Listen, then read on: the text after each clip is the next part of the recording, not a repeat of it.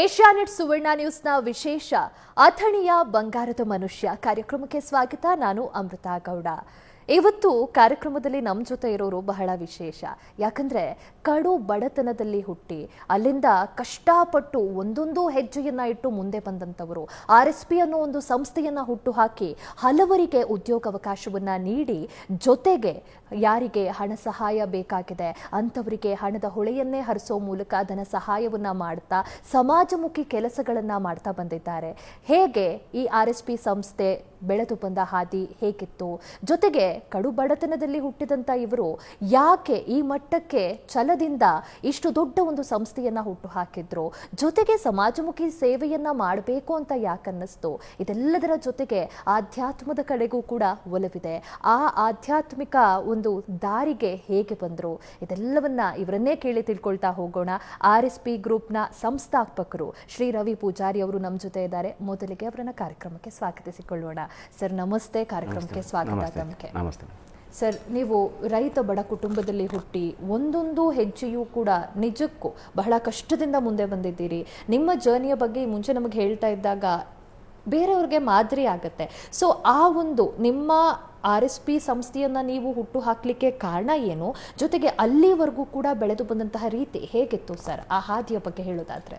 ನಾನು ಮೂಲತಃ ಅಥಣಿ ಊರು, ನಮ್ಮದು ಉತ್ತರ ಕರ್ನಾಟಕ. ಅಲ್ಲಿ ಒಂದು ಸಣ್ಣ ಯಕನತ್ತಿಕೋಡಿ ಅನ್ನುವಂಥದ್ದು ಒಂದು ಪುಟ್ಟ ಗ್ರಾಮ. ಅಲ್ಲಿ 23/1983 ನಾನು ಜನಿಸ್ತೀನಿ. ನನ್ನ ತಂದೆ ಶಂಕರ, ತಾಯಿ ಗೌರಮ್ಮ, 5 ಜನ ನಾವು ಮಕ್ಕಳು, 3 ಜನ ಅಕ್ಕಂದಿರು, ನಾನು ಮತ್ತು ನಮ್ಮ ತಮ್ಮ. ಏನಾಗಿಬಿಡತ್ತೆ ಅಂತಂದರೆ, ಆ ಸಂದರ್ಭದಲ್ಲಿ ಭಾಳ ಅತ್ಯಂತ ಕಡು ಬಡತನದ ಕುಟುಂಬ ನಮ್ಮದಾಗಿರುತ್ತೆ. ಯಾಕೆಂದರೆ ನಮ್ಮ ತಂದೆ ತಾಯಿ ಬೇರೆಯವರ ಹೊಲವನ್ನು ಉಳಿಮೆ ಮಾಡಿ ಜೀವನವನ್ನು ಸಾಗಿಸ್ತಿರ್ತಾರೆ. ಅಂಥದ್ರಲ್ಲಿ ನಮ್ಮ ತಾಯಿ ಇವತ್ತಿಗೆ ಹೇಳ್ತಾಳೆ, ನಾನು ಹುಟ್ಟಿದಾಗ ಹಾಲು ಹಾಕಲಿಕ್ಕೆ ಚಮಚೆ ಇರಲಿಲ್ಲ ಅನ್ನುವಂಥ ಮಾತು ಹೇಳ್ತಾಳೆ. ಅದು ಭಾಳ ಒಂದು ವಿಶೇಷವಾಗಿರ್ತಕ್ಕಂಥ ಕಡು ಬಡತನ ಅಂತ ಹೇಳ್ಬೋದು. ಮುಂದೆ ಏನಾಗುತ್ತೆ, ನನಗೆ ತಿಳಿ ಬರುವಾಗ ಈ ಬಡತನವನ್ನು ನೋಡಿ ಅನೇಕ ವಿಚಾರಗಳನ್ನು ಮೈಗೂಡಿಸ್ಕೊಂಡು ನನ್ನ ತಂದೆ ತಾಯಿ ಕಷ್ಟಪಡುವುದನ್ನು ನೋಡಿ ಬೇರೆಯವರು ಯಾವ ಥರ ದುಡಿಸ್ಕೋತಾರೋ, ಯಾವ ಥರ ಇದನ್ನು ಮಾಡ್ತಾರೋ ಅನ್ನೋದನ್ನು ನನ್ನ ಗಮನಕ್ಕೆ ಬಂದಾಗ, ನನ್ನ ತಿಳುವಳಿಕೆಗೆ ಬಂದಾಗ, ನನ್ನ ಅರಿವಿಗೆ ಬಂದಾಗ ನಾನೊಂದು ಚಾಲೆಂಜ್ ಮಾಡಿದೆ. ನಾನು ಬಡವನಾಗಿ ಹುಟ್ಟಿದ್ದು ತಪ್ಪಲ್ಲ, ಆದರೆ ಬಡವನಾಗಿ ಸಾಯಬಾರ್ದು, ಯಾವುದೇ ಕಾರಣಕ್ಕೂ ಬಡವನಾಗಿ ಸಾಯಬಾರ್ದು ಅನ್ನೋಂಥ ಹಠ ಮುಂದೆ ಒಂದು ಪ್ರೇರಣೆ ಆಗ್ತಾ ಹೋಯಿತು. ಮುಂದೆ ಏನಾಯ್ತು ಅಂದರೆ, ನಮ್ಮ ತಂದೆ ತಾಯಿಗೆ ಸಹಕಾರ ಮಾಡಬೇಕು, ಜೊತೆಗೆ ಅಕ್ಕಂದಿರು ದೊಡ್ಡವರು, ನಾವು ಸಣ್ಣವರು, ಕುಟುಂಬದ ನಿರ್ವಹಣೆ ಬಹಳ ಕಷ್ಟ. ಅಂಥ ಪರಿಸ್ಥಿತಿಯಲ್ಲಿ ನಾನು 5ನೇ ತರಗತಿಯಲ್ಲಿದ್ದಾಗ ಒಂದು ವ್ಯಾಪಾರವನ್ನು ಚಾಟ್ ಮಾಡಬೇಕು ಅಂತ ಆಲೋಚನೆ ಮಾಡಿದೆ. 5ನೇತೆ ಅಂದರೆ 11 ವರ್ಷದ ಒಬ್ಬ ಹುಡುಗ, ಬಾಲ್ಯದ ಹುಡುಗ ಅಂತ ಅನ್ಬೋದು. ಆವಾಗ ಅಥಣಿ ಮಾರ್ಕೆಟ್ನಲ್ಲಿ ಒಂದು ಹ್ಯಾಂಡ್ ಬ್ಯಾಗ್ ಬರ್ತಿತ್ತು. ಆವಾಗ ₹1ಗೆ 1 ಚೀಲ ಮಾರಿದರೆ ₹1 ಕಮಿಷನ್ ಇತ್ತು. ಅಂಥದ್ರಲ್ಲಿ ಒಬ್ಬರು ನನಗೆ 100 ಚೀಲ ಕೊಡ್ತಿದ್ರು, ಪ್ರತಿ ರವಿವಾರ ಮಾತ್ರ ಇದು. ಯಾಕೆ ಮುಂದೆ ಉಳಿದ ಸಮಯ ನಾನು ಸ್ಕೂಲಿಗೆ ಹೋಗಬೇಕು. ಆದರೆ ಒಂದು 100 ಚೀಲ ಮಾರಿದಾಗ ₹100 ಸಿಗತ್ತೆ. ಒಂದು ತಿಂಗಳಲ್ಲಿ 4 ವಾರ ₹400 ಸಂಪಾದನೆ ಆಗ್ತಿತ್ತು. ಅಂಥದ್ರಲ್ಲಿ ನನ್ನ ನಿರ್ವಹಣೆ ಮಾಡಿಕೊಂಡು ಕುಟುಂಬಕ್ಕೂ ಕೂಡ ಸಹಕಾರ ಮಾಡಿಕೊಂಡು ಬರ್ತಾ ಇದ್ದೆ. ಯಾಕೆ ಇದು ಅಂತಂದರೆ, ನನ್ನ ಕಾಲ ಮೇಲೆ ನಾನು ನಿಲ್ಲಬೇಕು ಅನ್ನುವಂಥ ಹಠ, ಈ ಬಡತನವನ್ನು ಹೆಂಗೆ ನಿರ್ಮೂಲನೆ ಮಾಡಬೇಕು, ಈ ನೋವಿನಿಂದ ನಾನು ಹೆಂಗೆ ಹೊರಗೆ ಬರಬೇಕು ಅನ್ನುವಂಥದ್ದು.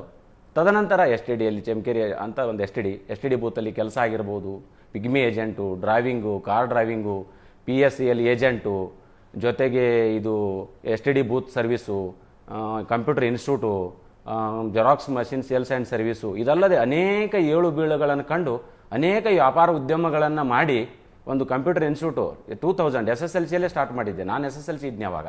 ಬಟ್ ಅವಾಗೇ ಅದೊಂದು ಹಠ, ಒಂದು ಬಿಸ್ನೆಸ್ ವ್ಯಾಪಾರ ಮಾಡಬೇಕು ಅಂತ. ಹಾಗಾಗಿ ಅನೇಕ ವ್ಯಾಪಾರ ಉದ್ಯಮಗಳನ್ನು ಮಾಡಿ ಅನೇಕ ಅದರಲ್ಲಿ ಕೂಡ ಬಹಳ ಏಳು ಬೀಳನ್ನು ಕಂಡು ಒಂದು ಬದುಕನ್ನು ಚಾಲೆಂಜ್ ಆಗಿ ಇಟ್ಕೊಂಡು ಒಂದು RSP ವರೆಗೆ ಬಂತು ಅಂತ ಹೇಳ್ಬೋದು. ಕಷ್ಟ ಇತ್ತು. ಈಗ ಮುಂದೆ ಹಂಗೆ ದೊಡ್ಡ ಹಾಕೋತಾ ಆತ್ಮ ಕೆಲಸ ಮಾಡೋದು, ಇದು ಕೆಲಸ ಮಾಡೋದು, ಕೈಚೀಲ್ ಮಾರೋದು ಎಲ್ಲ ಮಾಡ್ಕೋತ ಬಂದ್ರಿ. ನಮಗೂ ಖುಷಿ ಪಟ್ಟಿವು, ಮಂದಿ ಹೊಲ ಮಾಡ್ತಿದ್ದೆವು. ಆಮೇಲೆ ರಾಶಿ ಮಿಷನ ಇದ ಕಟ್ಟ ಸಾಕ್ಸೋತ ಬಂದೀವ್ರೆ. ಈಗ ಮಗ ದೊಡ್ಡವ ಅದು, ಹೆಂಗೆ ದೊಡ್ಡವ ಅದು ಹಂಗೆ ಬೆಳವಣಿಗೆ ಆತ್ರೆ. ಎಲ್ಲ ಚಲೋ ಆಗೈತೆ ರೀ, ನಾವು ಖುಷಿ ಪಟ್ಟಿವು. RSP ಈಗ RSP ಅನ್ನೋ ಒಂದು ಸಂಸ್ಥೆಯ ಮುಖಾಂತರ ಹಲವರಿಗೆ ಉದ್ಯೋಗಾವಕಾಶವನ್ನ ನೀಡಿದ್ದೀರಿ ಸರ್. ಅವರ ಮನೆಗೆ ಒಂದು ರೀತಿ ಬೆಳಕಾಗಿದ್ದೀರಿ ಅಂತಾನೆ ಹೇಳಬಹುದು. RSP ಸಂಸ್ಥೆ ಹುಟ್ಟುಹಾಕಿದ್ದು ಯಾಕೆ, ಯಾವ ಸಂದರ್ಭದಲ್ಲಿ ನೀವು ಈ ಒಂದು ಸಂಸ್ಥೆಯನ್ನ ನಾನು ಮಾಡಬೇಕು ಅಂತ ಅನ್ನಿಸ್ತು? ಅಲ್ಲೂ ಕೂಡ ಬಹಳಷ್ಟು ಏಳು ಬೀಳುಗಳಿರುತ್ತೆ. ಹೇಗೆ ಅದನ್ನೆಲ್ಲ ಫೇಸ್ ಮಾಡ್ತಾ ಬಂದ್ರಿ ಸರ್? ಈ RSP ಸಮೂಹವನ್ನು ಕಟ್ಟಬೇಕು, ದೊಡ್ಡ ಸಂಸ್ಥೆಯನ್ನು ಬೆಳೆಸಬೇಕು, ನೂರಾರು ಜನರಿಗೆ ಉದ್ಯೋಗ ಕೊಡಬೇಕು ಅಂತ ಯಾಕೆ ಬಂತು ಅಂತಂದ್ರೆ, ನಾನು ಅನೇಕ ಉದ್ಯೋಗಗಳನ್ನ ಮಾಡಿ ಏಳು ಬೀಳುಗಳನ್ನ ಕಂಡು ನನಗಾಗಿರ್ತಕ್ಕಂಥ ನೋವು, ನನಗೆ ಅವ್ರು ಕೊಡ್ತಕ್ಕಂಥ ವಿಚಾರಗಳಲ್ಲಿ ಬಹಳ ನನಗೆ ಬೇಜಾರಿತ್ತು, ನೋವಿತ್ತು, ಹರ್ಟ್ ಇತ್ತು. ನನ್ನ ಮೈಯಲ್ಲಿ ಹುಷಾರಿದ್ದಿದ್ರು ದುಡಿಬೇಕು, ಬಾಡಿ ಪೇನ್ ಆದರೂ ದುಡಿಬೇಕು. ಇಂಥ ಒಂದು ವಿಚಾರದಲ್ಲಿ ನಾನು ಅನೇಕ ವೃತ್ತಿಗಳಲ್ಲಿ ಕಾರ್ಯ ಮಾಡಿದಾಗ ನನಗೆ ಅದೊಂದು ಹರ್ಟ್ ಇತ್ತು, ಗಿಲ್ಟಿ ಕಾಡ್ತಿತ್ತು. ನಾನು ಏನಾದರೂ ಮಾಡಿ ಉದ್ಯೋಗ ಕೊಡಬೇಕು, ಏನಾದರೂ ಜನರಿಗೆ ಸಹಾಯ ಮಾಡಬೇಕು, ನಾನು ಅದರ ಜೊತೆಗೆ ಬೆಳಿಬೇಕು ಅನ್ನೋಂಥ ಅಭಿಲಾಷೆ ನಂದಾಗಿತ್ತು. ಅದಕ್ಕಾಗಿ ಈ RSP ಅನ್ನೋದು ರವಿಶಂಕರ್ ಪೂಜಾರಿ ನನ್ನ ಹೆಸರಿಂದ ಪ್ರಾರಂಭ ಆಗಿದ್ದು. ಈ RSP ಸಂಸ್ಥೆಯನ್ನು ಕಟ್ಟಿದ್ದು ಇದರಲ್ಲಿ ಅನೇಕ ಕಾರ್ಯನಿರ್ವಹಿಸ್ತಾರೆ. ಈಗ ನಮ್ಮ ದಾಸೋಹ ಸೇವೆಯಲ್ಲಿ ಮಾಡ್ತಕ್ಕಂಥ ಕೆಲಸಗಾರ ಆಗಿರ್ಬೋದು, ಟೆಕ್ಸ್ಟೈಲಲ್ಲಿ ಮಾಡ್ತಕ್ಕಂಥದ್ದು, RSP ಲ್ಯಾಂಡ್ ಡೆವಲಪರ್ಸ್ ಆ್ಯಂಡ್ ಬಿಲ್ಡರ್ಸ್ದಲ್ಲಿ ಕೆಲಸ ಮಾಡೋರಾಗಿರ್ಬೋದು, ನಮ್ಮದು ಲ್ಯಾಂಡಲ್ಲಿ ಮಾಡೋರಾಗಿರ್ಬೋದು. ಈಗ RSP ಗ್ರೂಪ್ಸ್ ಅಂತ ಯಾಕೆ ಕೊಟ್ಟಿವಿ ಅಂದರೆ, ಒಬ್ಬರಿಗೆ ಒಂದು ಬೇಡ, ಎಲ್ಲರಿಗೆ ಒಂದೇ ಸಮನಾಗಿ. ನಮ್ಮ ಡ್ರೈವರ್ ಆಗಿರ್ಬೋದು, ಬೇರೆ ಒಂದು ಕೆಲಸಗಾರ, ಬೇರೆ ನಮ್ಮ ಮನೆ ಕೆಲಸ ಮತ್ತೊಂದು ಯಾವುದಾಗಿರ್ಬೋದು, ಎಲ್ಲ ಕಾರ್ಯಗಳನ್ನು ಮಾಡೋರು ನಮ್ಮ ಕುಟುಂಬದ ಸದಸ್ಯರು. ಜೊತೆಗೆ ಇದನ್ನೆಲ್ಲ ಕೂಡಿಕೊಂಡು ಒಂದು RSP ಸಮೂಹ ಮಾಡಬೇಕಂತ ಮಾಡಿದ್ದು. ಅದರ ಜೊತೆಗೆ RSP ಅನ್ನದಾಸೋಹ, RSP ಆಂಬುಲೆನ್ಸ್ ಸರ್ವಿಸು, ಜೊತೆಗೆ ಈಗ RSP PU ಕಾಲೇಜ್ ಮಾಡ್ತಾ ಇದ್ದೀವಿ, ಜೊತೆಗೆ RSP ಬಿಗ್ ಟ್ರೆಂಡ್ ಅಂತ ಮಾಡ್ತಾ ಇದ್ದೀನಿ. ಅದು ಒಂದು ವಿಶೇಷವಾಗಿ ಇನ್ನೂ ಬಹಳ ಮುಂದಿನ ವಿಚಾರಗಳಲ್ಲಿ ಕೆಲವೊಂದು ನನ್ನ ಆಲೋಚನೆಗಳಿದೆ ಅಂತ ಹೇಳ್ಬೋದು ಮೇಡಮ್. ಓಕೆ ಸರ್, ಮುಂದಿನ ವಿಚಾರದ ಆಲೋಚನೆ ಅಂತ ಹೇಳಿದ್ರಿ. ಸೊ RSP ಗ್ರೂಪ್ನ ಒಂದು ಜರ್ನಿಯ ಬಗ್ಗೆ ಹೇಳಿದ್ರೆ, ನಿಮ್ಮ ಮುಂದಿನ ಗುರಿಗಳ ಬಗ್ಗೆ ಹಾಗೆ ಸರ್? ಈಗ ಅದೇ ತಮ್ಮ ಗಮನ ಹೇಳಬೇಕಂದ್ರೆ, ನನ್ನ ಮುಂದಿನ ಗುರಿ ಏನಪ್ಪಾ ಅಂದರೆ, ಈಗ ಸುಮಾರು 41 ವರ್ಷ ಕಳೆದು ಹೋಗಿದೆ. ಇನ್ನು ಉಳಿದಿರೋದು ನಮ್ಮದು ಭಾಳ ಶಾರ್ಟ್ ಟರ್ಮ್ ಲೈಫ್ ಅಂತ ನಾನು ಭಾವಿಸಿದ್ದೀನಿ. ಈ ಶಾರ್ಟ್ ಟರ್ಮ್ ಲೈಫಲ್ಲಿ ನಾವು ಏನಾದರೂ ಇನ್ನೂ ಒಂದು ಸ್ವಲ್ಪ ಅಚೀವ್ಮೆಂಟ್ ಮಾಡಬೇಕಂದ್ರೆ, ಈ ಬಡವರಿಗೆ ಒಂದು ಉದ್ಯೋಗ ಕೊಡಬೇಕು. ಹೆಂಗೆಪ್ಪ ಅಂದರೆ, ಅವರು ನೆಮ್ಮದಿಯಾಗಿ ದುಡಿಬೇಕು, ಅಂಥ ಕಾರ್ಯ ಕೆಲಸವನ್ನು ಕೊಡಬೇಕು ಅಂತ. ಯಾಕೆಂದರೆ ಈಗ ನಾನು ಬಡತನದಲ್ಲಿ ಹುಟ್ಟಿ ಬೆಳೆದು ಅವರ ನೋವನ್ನು ಕೇಳಿ ಒಬ್ಬ ಕುಟುಂಬನ ಸದಸ್ಯನಾಗಿ ಕೆಲಸ ಕೊಡೋದು ಬೇರೆ, ಹೋಗಿ ಕೆಲಸ ಕೇಳಿ ಬೇರೆ ಕಡೆ ಕೆಲಸ ಮಾಡೋದು ಬೇರೆ. ನಾನು ಯಾವತ್ತೂ ಜಾತಿ ಮತ್ತು ಶಿಕ್ಷಣ ಕೇಳಿ ಎಂದೂ ಕೆಲಸ ಕೊಟ್ಟಿಲ್ಲ ಯಾರಿಗೂ ಕೂಡ. ಆದರೆ ಅವರ ಹಿಂದಿನ ಬಾಲ್ಯದ ಅವರ ಜೀವನವನ್ನು, ಅವರ ಆರ್ಥಿಕ ಪರಿಸ್ಥಿತಿಯನ್ನು ನೋಡಿ ಕೆಲಸ ಕೊಡುವಂಥದ್ದು ಮಾಡ್ತಾ ಇದ್ದೇನೆ. ಮುಂದೆ ಈಗ RSP ಬಿಗ್ ಟ್ರೆಂಡ್ ಅಂತ ಏನು ಮಾಡ್ತಾ ಇದ್ದೀವಿ, ಅಲ್ಲಿ ಸುಮಾರು ಒಂದು 10,000ದಿಂದ ಗ್ರೌಂಡ್ ಫ್ಲೋರು, ಇನ್ನೊಂದು 10,000 ಫಸ್ಟ್ ಫ್ಲೋರು, ಸೆಕೆಂಡ್ ಫ್ಲೋರ್ ಕೂಡಿ ಒಂದು 20,000 ಸ್ಕ್ವೇರ್ ಫುಟಲ್ಲಿ ಒಂದು RSP ಬಿಗ್ ಟ್ರೆಂಡ್ ಅನ್ನುವಂಥದ್ದು ಒಂದು ಮಳಿಗೆಯನ್ನು ಮಾಲನ್ನು ಮಾಡ್ತಾ ಇದ್ದೀವಿ. ಅದು ಕಂಪ್ಲೀಟ್ ಆಗಿದ್ರೆ ನೆಕ್ಸ್ಟ್ ಇಯರ್ ಒಂದು 200 ಜನರಿಗೆ ನಾನು ಒಂದು ಉದ್ಯೋಗ ಕೊಡುವಂಥ ಅವಕಾಶ ಆಗ್ಬೋದು. ಜೊತೆಗೆ PU ಕಾಲೇಜು ಕೂಡ ಮುಂದಿನ ವರ್ಷ ಸ್ಟಾರ್ಟ್ ಆಗುತ್ತೆ. ಅದರ ಜೊತೆಗೆ RSP ಮ್ಯಾರೇಜ್ ಹಾಲ್ ಅಂತ ಮಾಡ್ತಾ ಇದ್ದೀವಿ. ಅನೇಕ ಇನ್ನೂ ಬಹಳ ವಿಚಾರಗಳದಾವ. ಯಾಕಂದರೆ ಈ RSP ಅನ್ನುವಂಥದ್ದು ಏನೈತಲ್ಲ, ಇದು ಎಲ್ಲರ ಸಹಕಾರದಿಂದ ಬೆಳೀತಾ ಇದೆ. ಬಹಳ ಜನ, ಒಬ್ಬ ಕಡುಬಡ ಹುಡುಗಪ್ಪ ಬಂದಿದ್ದಾನೆ, ಇವನಿಗೆ ಸಹಕಾರ ಮಾಡಬೇಕಂತ ನನ್ನ ಅತನೀಯ ಜನ ನನ್ನನ್ನು ಪ್ರೋತ್ಸಾಹಿಸ್ತಾರ, ನನ್ನನ್ನು ಗೌರವಿಸ್ತಾರ. ಅದರ ಜೊತೆಗೆ ನನಗೆ ಒಂದು ಎನರ್ಜಿ ಬೂಸ್ಟ್ ಆಗುತ್ತೆ. ಆ ಒಂದು ನಿಟ್ಟಿನಲ್ಲಿ ನಾನು ಇನ್ನೂ ಅನೇಕ ಕಾರ್ಯಗಳನ್ನು ಮಾಡಲಿಕ್ಕೆ ಬಯಸ್ತಾ ಇದ್ದೀನಿ ಮೇಡಮ್. ಸರ್, ಈಗ ಒಬ್ಬ ಉದ್ಯಮಿಯಾಗಿ ನೀವು ಹಲವರಿಗೆ ಉದ್ಯೋಗಾವಕಾಶವನ್ನು ನೀಡಿದ್ದೀರಿ RSP ಗ್ರೂಪ್ನ ಮುಖಾಂತರ. ಅದು ಒಂದು ರೀತಿಯಾಗಿ ಸಮಾಜ ಸೇವೆಯೇ. ಇನ್ನು ಸಮಾಜ ಸೇವೆ ಅಂತ ಪರ್ಟಿಕ್ಯುಲರ್ ಆಗಿ ನಾವು ಬಂದರೆ, ಹಲವರಿಗೆ ನೀವು ಹಣ ಸಹಾಯ ಬೇಕಾಗೋರಿಗೆ ಹಣ ಸಹಾಯವನ್ನು ಮಾಡ್ತಾ ಇದ್ದೀರಿ. ಸೊ ಯಾಕೆ ಸರ್, ಯಾಕೆ ಈಗ ಬಂದು ಕೇಳಿದ ತಕ್ಷಣ ನೀವು ಹಣ ಸಹಾಯ ಮಾಡ್ತೀರಿ ಅಂತಂದರೆ ಅದಕ್ಕೆ ಅದರ ಹಿಂದೆ ಏನೋ ಒಂದು ಕಾರಣ ಇರಬೇಕು. ಯಾರು ಪ್ರೇರಣೆ ಆದರು, ಯಾವ ಸನ್ನಿವೇಶ ನಿಮಗೆ ಪ್ರೇರಣೆ ಆಯಿತು? ನಾನು ಬಹಳ ಕಷ್ಟದಲ್ಲಿದ್ದಾಗ ಪ್ರತಿಯೊಂದು ಹೆಜ್ಜೆಗೂ ಇವೆಲ್ಲ ಕನಸು ಕಾಣಿದ್ದೆ. ಏನಪ್ಪ ಅಂತಂದರೆ, ನಾನು ಒಂದು ಎಕ್ಸಾಂಪಲ್ ಕೊಡ್ಬೋದು, ಒಂದು ಅತ್ಯಂತ ನೋವಿನ ಘಟನೆ ಅಂತ ಹೇಳ್ಬೋದು. ಯಾಕೆ ಅಂದರೆ, ಅದು ನಾವು ಒಂದು ಆರ್ಥಿಕ ಪರಿಸ್ಥಿತಿ ಸರಿ ಇಲ್ಲದ ಸಂದರ್ಭದಾಗ, ಒಂದು ದೇವಸ್ಥಾನಕ್ಕೆ ಹೋಗಿ ಬರುವಂಥ ಸಂದರ್ಭದಾಗ ನಮ್ಮದು ತೋಟ ದೂರ ಇತ್ತು. ಅಲ್ಲಿಂದ ಊಟ ಮಧ್ಯಾಹ್ನ ಬರ್ತಿತ್ತು. ಆ ಊಟ ಮಾಡಿಬಿಟ್ಟು ರಾತ್ರಿ ಉಳಿದದ್ದನ್ನೇ ಬಾಳೆಹಣ್ಣ ಚಪಾತಿ ತಿಂದು ನೈಟ್ ಮಲ್ಕೋಬೇಕು. ಬೆಳಗ್ಗೆ ಹಸು ಆಗ್ತಿತ್ತು. ಹಸು ಆದ ಸಂದರ್ಭದಾಗ ನಾನು ನಡೀತಾ ಬರ್ತಿದ್ದೆ. ನನ್ನ ಹತ್ತಿರ ಬೈಕ ಸೈಕಲ್ ಏನೂ ಇರಲಿಲ್ಲ. ಶಿವಯೋಗಿಗಳ ಮಠ ಅಂತಿದೆ, ಭಾಳ ಅದ್ಭುತವಾಗಿರ್ತಕ್ಕಂಥ ದೇವಸ್ಥಾನ. ನಾನು ಆ ದೇವರ ಅತ್ಯಂತ ಭಕ್ತ. ಅಲ್ಲಿ ನಡೀತಾ ಬರುವಾಗ ಒಂದು ಹೋಟೆಲಲ್ಲಿ ಹೋಗ್ತಿರ್ತೀನಿ. ಪುರಿ ಬಜ್ಜಿ ಎಲ್ಲ ತುಂಬಿ ಒಟ್ಟಿರ್ತಾರೆ. ಆದರೆ ಆ ಪುರಿ 8 ರೂಪಾಯಿ ಕೊಟ್ಟು ಪುರಿ ಬಜ್ಜಿ ತಿನ್ನುವಂಥ ಶಕ್ತಿ ನನ್ನಲ್ಲಿ ಇರಲ್ಲ. ಯಾಕೆಂದರೆ ಆ ಒಂದು ಟೀ ಅರ್ಧ 8 ರೂಪಾಯಿ ಕೊಟ್ಟು ಚಹಾ ಕುಡಿದು ಬರಬೇಕು. ಆ ನೋವು, ಆ ಗಿಲ್ಟಿ ನನ್ನ ಭಾಳ ದೊಡ್ಡ ಕಾಡಿತು ನನಗೆ. ಈ ಹಸು ಎಷ್ಟು ಇದನ್ನೈತಲ್ಲ ಅನ್ನುವಂಥದ್ದನ್ನು ನನ್ನ ಅರಿವಿಗೆ ಬಂದಿತ್ತು. ನಾ ಅವಾಗ ಆಲೋಚನೆ ಮಾಡಿದ್ದೆ, ಆ ಭಗವಂತ ನನಗೇನಾದರೂ ಈ ಸಮಾಜದಲ್ಲಿ ಸೇವೆ ಮಾಡಲಿಕ್ಕೆ ಅವಕಾಶ ಮಾಡಿಕೊಟ್ರೆ, ನಾನು ಉದ್ಯಮ ಕ್ಷೇತ್ರದಲ್ಲಿ ಬೆಳೆದ್ರೆ, ನಾನು ಮೊಟ್ಟ ಮೊದಲಿಗೆ ದಾಸೋಹವನ್ನು ಮಾಡಬೇಕು, ಜನರ ಹಸಿವನ್ನು ನೀಗಿಸಬೇಕು. ಅಂತ ಆಲೋಚನೆ ಕಟ್ಟಿದ್ದೆ. ಜೊತೆಗೆ ತಾವು ಕೇಳಿದ್ರಿ ಬಂದವರಿಗೆಲ್ಲ ಈ ತರ ದುಡ್ಡು ಕೊಡೋದು, ಸಹಕಾರ ಮಾಡೋದು.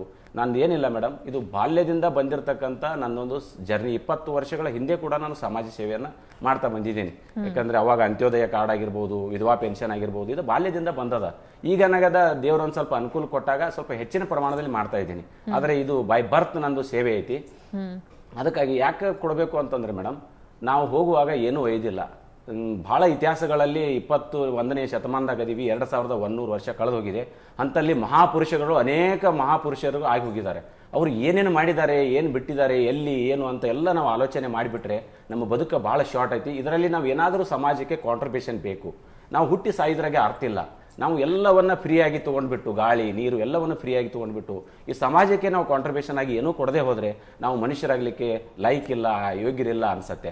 ಆ ಒಂದು ದೃಷ್ಟಿಯನ್ನು ಇಟ್ಟುಕೊಂಡು ಬಂದವರಿಗೆ ಹಾಸ್ಪಿಟಲ್ ಆಗಿರ್ಬೋದು, ಶಿಕ್ಷಣಕ್ಕಾಗಿರ್ಬೋದು, ಶಿಕ್ಷಣ ಜೀರ್ಣೋದ್ಧಾರ ಆಗಿರ್ಬೋದು, ಜೊತೆಗೆ ಇವು ಒಂದು ಮಠ ಮಂದಿರಗಳಾಗಿರ್ಬೋದು, ಯಾವುದೇ ಕ್ಷೇತ್ರವಾಗಿರಲಿ ನನ್ನಿಂದ ಏನು ಸಾಧ್ಯ ಇದೆ ಅದನ್ನು ಈ ಒಂದು ವಿಚಾರಗಳನ್ನು ಇಟ್ಕೊಂಡು ಸಮಾಜ ಸೇವೆ ಮಾಡ್ಬೇಕಂತ ಆಲೋಚನೆ ಬಂತು.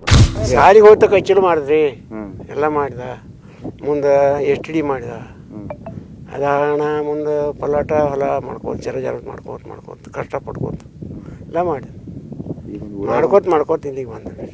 ಈಗ ಒಂದು ಹೆಸರಾಗಿತ್ತು ಇದೊಂದು ಹೆಸರಾಗೈತೆ ರೀ. ಇದು ಮಾಡ್ಯಾನ್ರಿ. 4 ಮಂದಿಯಾಗ ಹೆಸರೈತೆ. 4 ಮಂದಿಯಾಗ ಎಲ್ಲರೂ ಹೊಂದತ್ತಾರ. ಚಲೋ ಮಾಡಿಪ್ಪ ಆತಾರು. ನಿಮ್ಗೆ ಹೆಂಗೆ ಅನಿಸ್ತೈತಿ? ನಮಗೂ ಖುಷಿ ಆಗುತ್ತೆ. ನಿಮ್ಮ ಈ ಒಂದು ಜರ್ನಿಯ ಮತ್ತಷ್ಟು ವಿಚಾರಗಳನ್ನ ತಿಳ್ಕೋಬೇಕಿದೆ ಸರ್. ಅದಕ್ಕೂ ಮುಂಚೆ ಒಂದು ವಿರಾಮ ತಗೊಂಡು ಬರೋಣ. ವಿಶೇಷ ಕಾರ್ಯಕ್ರಮ ಮುಂದುವರಿಯುತ್ತೆ ಪುಟ್ಟ ವಿರಾಮದ ಬಳಿಕ.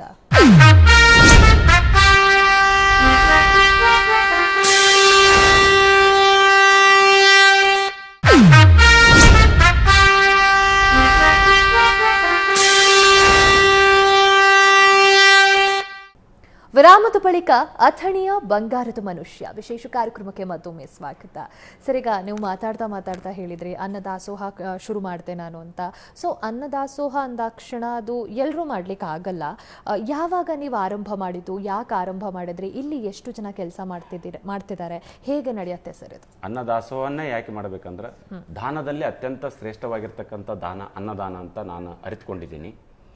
ಯಾಕೆ ಅನ್ನದಾನವನ್ನು ಮಾಡಬೇಕು ಅಂತಂದರೆ ಈ ಮನುಷ್ಯನ ಮೂಲ ಅಂದರೆ ಮನುಷ್ಯನ ಬೆಳವಣಿಗೆಗೆ ಆಧಾರ ಸ್ತಂಭವಾಗಿರ್ತಕ್ಕಂಥದ್ದೇ ಅನ್ನ. ಅಂತ ಅನ್ನವನ್ನು ಕಡುಬಡವರಿಗೆ, ನಿರ್ಗತಿಕರಿಗೆ, ಕಡುಬಡವರಿಗೆ ಆ ಸೇವೆಯನ್ನು ಮಾಡಬೇಕು. ಅದರಿಂದ ನನಗೆ ಆತ್ಮತೃಪ್ತಿ ಸಿಗತ್ತೆ. ಆ ಭಗವಂತ ಮೆಚ್ಚುವಂಥ ಕಾರ್ಯ ಅಂತ ನಾನು ಭಾವಿಸಿದ್ದೀನಿ. ಅದನ್ನೇನು ಮಾಡ್ತೀನಿ ಅಂತಂದರೆ ಪ್ರತಿ ದಿವಸ ಮಧ್ಯಾಹ್ನ ನಮ್ಮ ಮನೆ ಮುಂದುಗಡೆನೇ ಒಂದು ಪಬ್ಲಿಕ್ ಸಾರ್ವಜನಿಕ ಕೋಣೆ ಅಂದರೆ ಪಬ್ಲಿಕ್ ಕಿಚನ್ ಅಂತ ಮಾಡಿದ್ದೀವಿ.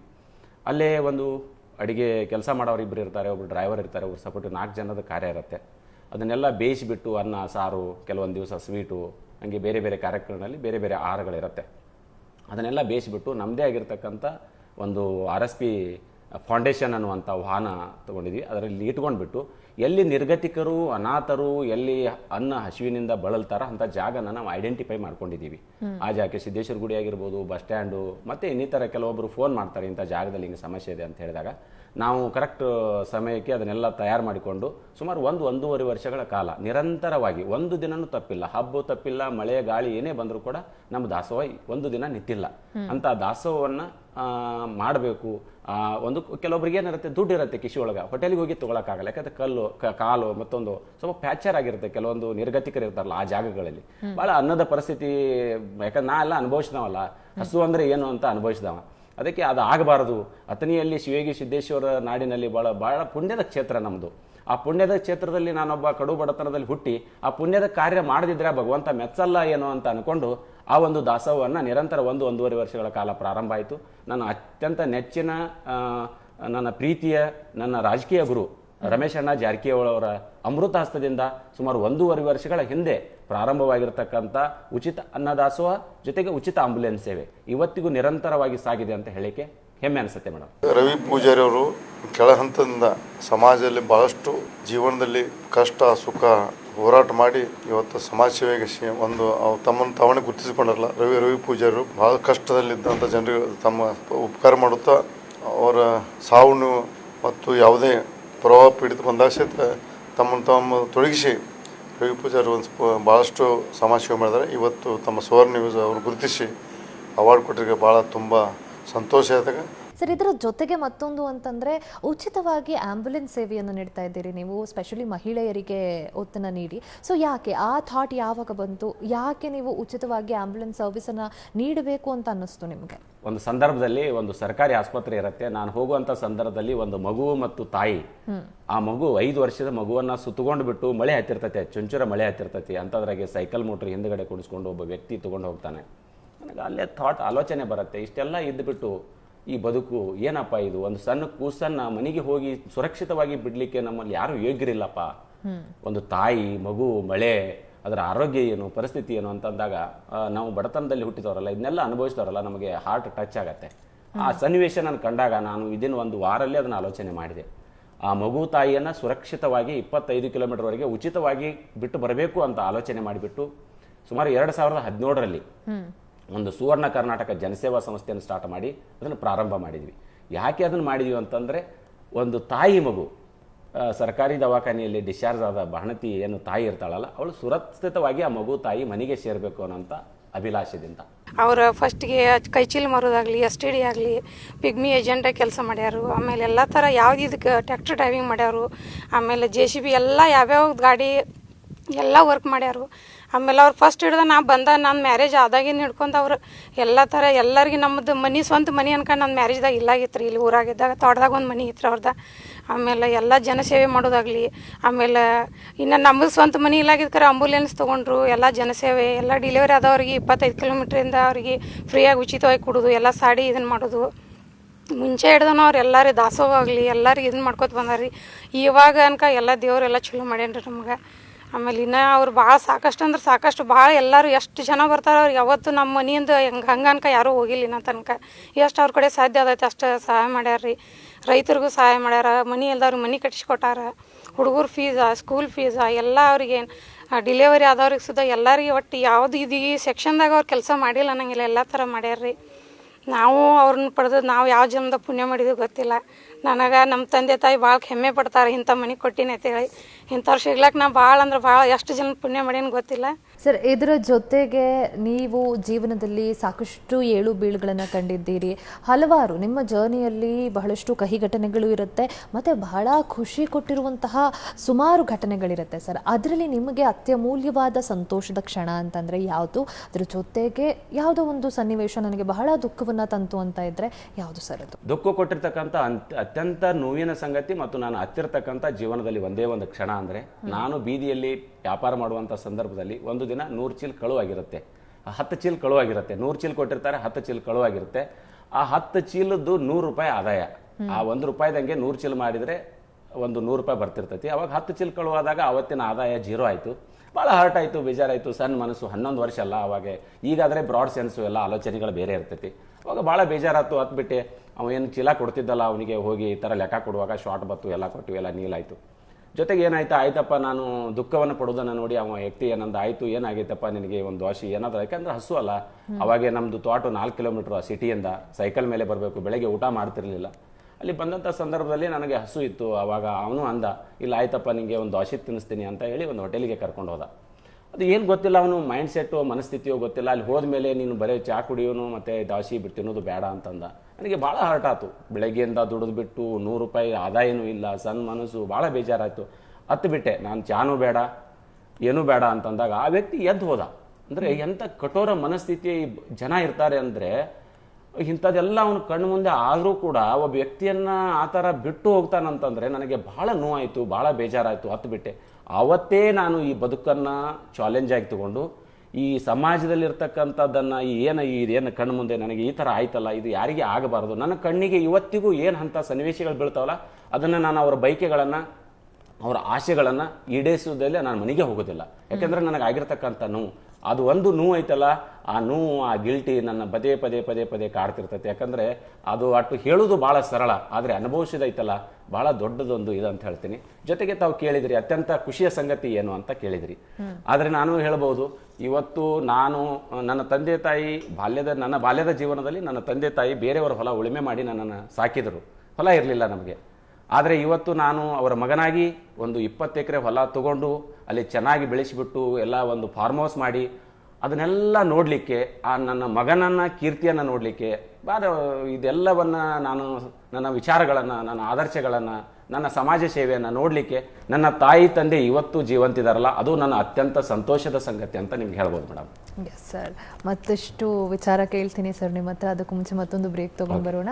ವಿಶೇಷ ಕಾರ್ಯಕ್ರಮ ಮುಂದುವರಿಯುತ್ತೆ ಮತ್ತೊಂದು ಪುಟ್ಟ ವಿರಾಮದ ಬಳಿಕ.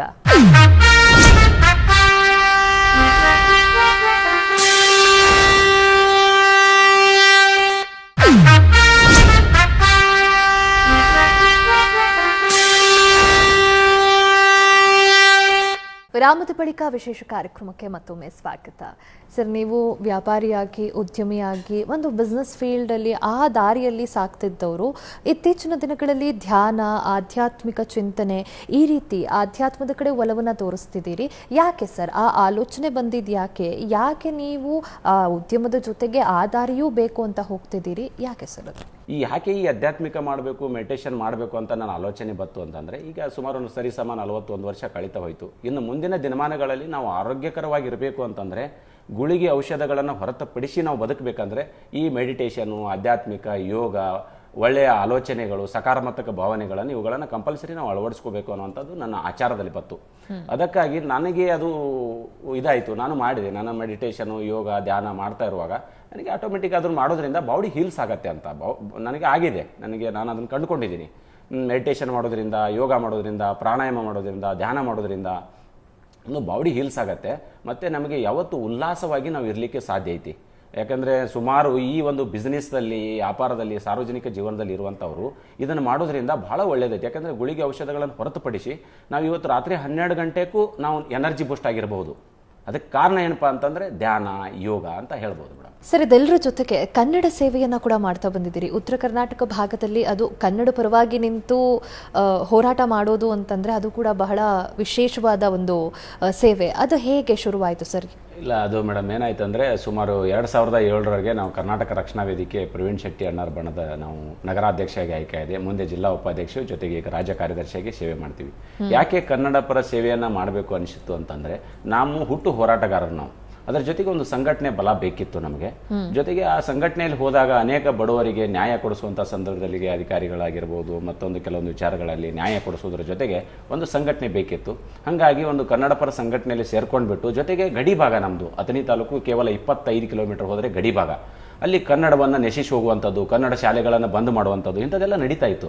ಅದಕ್ಕೆ ನಾವು ಬಹಳ ಅದನ್ನು ಪಾಸಿಟಿವ್ ಆಗಿ ತೊಗೊಂಡ್ಬಿಟ್ಟು ಇದೆಲ್ಲ ನಡೀಬಾರ್ದು ಅಂತ ಹೇಳಿ ನಾವು ಒಂದು ವಿಶೇಷವಾಗಿ ನಮ್ಮ ಗುಂಪನ್ನು ಕಟ್ಟಿಕೊಂಡು ಗಡಿ ಭಾಗದ ಶಾಲೆಗಳ, ಕನ್ನಡ ಶಾಲೆಗಳನ್ನು ಉಳಿಸೋದರ ಜೊತೆಗೆ, ಕನ್ನಡ ಅಭಿಮಾನ ಜೊತೆ ಉಳಿಸೋದರ ಜೊತೆಗೆ, ಮಂಗಸುಳಿ ಅಂತ ಒಂದು ಗ್ರಾಮ ಇತ್ತು ಅಲ್ಲಿ. ಬಹುದಿನಗಳಿಂದ ಅದನ್ನು ಕರಾಳ ದಿನವಾಗಿ ಆಚರಿಸ್ತಾ ಇದ್ರು. ನವೆಂಬರ್ 1 ನಮ್ಮ ಕರ್ನಾಟಕ ರಕ್ಷಣಾ ವೇದಿಕೆ ಯಾವಾಗ ಬಲಾಢ್ಯವಾಗಿ ಭಾಗದಲ್ಲಿ ನಾವು ಇದನ್ನ ಪ್ರಾರಂಭ ಆಯಿತು ಹೋರಾಟ, ಅದು ಇವತ್ತಿಗೂ ಚೆನ್ನಾಗಿ ನಡೀತಾ ಇದೆ. ಹಂಗಾಗಿ ನಾವು ಒಂದು ಕನ್ನಡ ಸೇವೆಯನ್ನು ಮೈಗೂಡಿಸಿಕೊಂಡು ಇವತ್ತು ತಾವು ನೋಡ್ಬೋದು, ನನಗೆ 365 ದಿವಸ ಹಳದಿ ಕೆಂಪವನ್ನು ಬಳಸ್ತೀನಿ. ನನ್ನ ಮನೆಯ ಸುತ್ತಲೂ ಎಲ್ಲ ಪೋಲ್ಗಳಿಗೆ ಹಳದಿ ಕೆಂಪು ಬಾವುಟಗಳಿದೆ. ಮನೆಯ ಮೇಲೆ 24 ತಾಸಿದೆ. ನನ್ನ ಉದ್ಯೋಗದ ಕ್ಷೇತ್ರವಾದ RSP ಗ್ರೂಪ್ ಇದು ಬಿಟ್ಟು ಜೊತೆಗೆ ಇರ್ತಕ್ಕಂಥ ಎಲ್ಲ ಗ್ರೂಪ್ಗಳು ಕೂಡ ಈ ಹಳದಿ ಕೆಂಪು ಬಣ್ಣದ್ದೇ ಇದೆ. ಕಾರಣ ಎಷ್ಟೇ, ಕನ್ನಡ ಮೇಲೆ ಇರ್ತಕ್ಕಂಥ ಪ್ರೀತಿ, ಅಭಿಮಾನ, ಕನ್ನಡ ಉಳಿಬೇಕು, ಕನ್ನಡ ಬೆಳಿಬೇಕು, ಕನ್ನಡಿಗರು ನಾವೆಲ್ಲರೂ ಒಂದು ನೆಮ್ಮದಿಯಾಗಿ ಬದುಕಬೇಕು ಅನ್ನುವಂಥ ಇದನ್ನು ಅಲ್ಲಿಂದ ಸ್ಟಾರ್ಟ್ ಆಗಿ ಒಂದು ಕನ್ನಡ ಸೇವೆಯನ್ನು ಮಾಡ್ತೀನಿ ಅಂತ ಹೇಳ್ಬೋದು ಮೇಡಮ್. ನಿಮ್ಮ ಒಂದು ಸಂಪೂರ್ಣವಾದ ಜರ್ನಿಯ ಬಗ್ಗೆ ಇವತ್ತು ನಮ್ಮ ಕಾರ್ಯಕ್ರಮದ ಮುಖಾಂತರ ವೀಕ್ಷಕರಿಗೆ ತಿಳಿಸ್ಕೊಟ್ರಿ. ನೀವು ಒಬ್ಬ ಬಡ ಕುಟುಂಬದಲ್ಲಿ ಪುಟ್ಟ ಬಾಲಕನಾಗಿ, ವ್ಯಾಪಾರಿಯಾಗಿ, ಅದಾದ ಮೇಲೆ ಫೇಮಸ್ ಉದ್ಯಮಿಯಾಗಿ, ಹಲವರಿಗೆ ಉದ್ಯಮ ಕ್ಷೇತ್ರದಲ್ಲಿ ಒಂದು ಉದ್ಯೋಗ ಅವಕಾಶವನ್ನು ನೀಡಿ ಸಮಾಜಕ್ಕೆ ಕೊಡುಗೆಯನ್ನು ನೀಡ್ತಾ ಇದ್ದೀರಿ. ಇದರ ಜೊತೆಗೆ ಸಮಾಜ ಸೇವೆಯ ಮುಖಾಂತರ ಫ್ರೀ ಆಂಬ್ಯುಲೆನ್ಸ್ ಸರ್ವಿಸ್ ಆಗಿರಬಹುದು, ಅನ್ನದಾಸೋಹ, ಹಣ ಸಹಾಯ ಮಾಡ್ತಾ ಸಮಾಜ ಸೇವೆಯನ್ನು ಕೂಡ ಮಾಡ್ತಾ ಬಂದಿದ್ದೀರಿ. ಇನ್ನು ಈಗ ಆಧ್ಯಾತ್ಮದ ಮುಖಾಂತರ ಆ ಒಂದು ಕ್ಷೇತ್ರಕ್ಕೂ ಕೂಡ ಕೊಡುಗೆಯನ್ನು ನೀಡಬೇಕಂತ ಹೊರಟಿದ್ದೀರಿ ಸರ್. ನಿಮ್ಮ ಈ ಒಂದು ಸಮಾಜ ಸೇವೆ ಇದೇ ರೀತಿ ಮುಂದುವರಿತಾ ಇರಲಿ. ಹಾಗೆ ನಿಮ್ಮ ಒಂದು ಮತ್ತಷ್ಟು ಏನು ಯೋಜನೆಗಳಿದ್ದಾವೆ ಅವೆಲ್ಲವೂ ಕೂಡ ಬಹಳ ಸಕ್ಸಸ್ಫುಲ್ ಆಗಿ ಸಾಗಲಿ ಅಂತ ಹೇಳ್ತಾ thank you so much for joining us today sir. ನಮ್ಮ ಕಾರ್ಯಕ್ರಮಕ್ಕೆ ಬಂದಿದ್ದಕ್ಕೆ ಥ್ಯಾಂಕ್ ಯು. ಧನ್ಯವಾದಗಳು. Thank you. ನೋಡಿದ್ರಲ್ಲ ವೀಕ್ಷಕರೇ, ಇದಾಗಿತ್ತು ಇವತ್ತಿನ ವಿಶೇಷ ಕಾರ್ಯಕ್ರಮ. ನೇರ, ದಿಟ್ಟ, ನಿರಂತರ ಸುದ್ದಿಗಾಗಿ ನೋಡ್ತಾ ಇರಿ ಏಷ್ಯಾನೆಟ್ ಸುವರ್ಣ ನ್ಯೂಸ್.